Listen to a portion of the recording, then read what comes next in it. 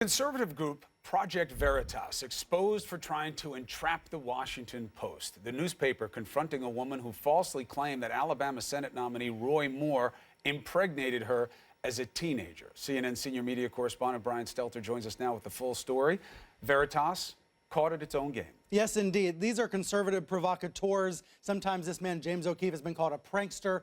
But this latest attempt was much darker. Here's what happened, and here's how the Post tricked him.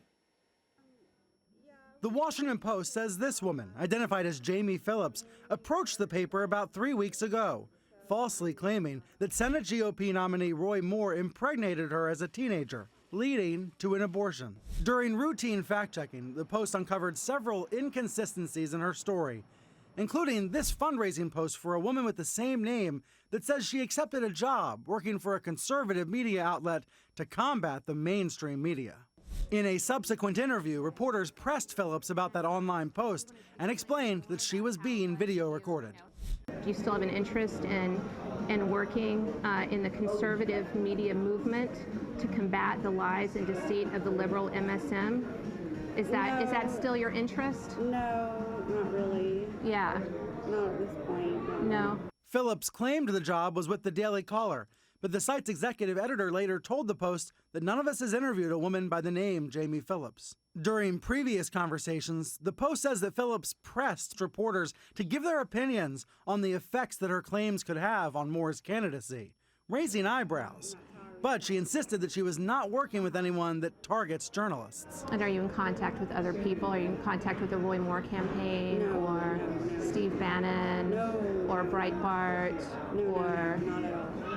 However, on Monday, reporters for the Post saw Phillips entering the offices of Project Veritas, an organization that uses fake stories and secret recordings to try to discredit news outlets. Does Jamie Phillips work for Project Veritas? Did you guys send her to speak to pose as a victim of Roy Moore to the Washington Post? I'm 15 minutes late to this meeting, so okay. I gotta run, but we will get in touch with you, okay? Project Veritas founder James O'Keefe refusing to answer repeated questions. Does Jamie Phillips work for Project Veritas? Did you send her to approach the Washington Post under a false name and with a fake story? And if you're not going to answer that question, we're done. I want to talk about one of your I'm disappointed. national security reporters. The newspaper now stinging the supposed sting artist, deciding to publish off-the-record details, saying this so-called off-the-record conversation was the essence of a scheme to deceive and embarrass us. We weren't fooled, and we can't honor an off-the-record agreement that was solicited in maliciously bad faith.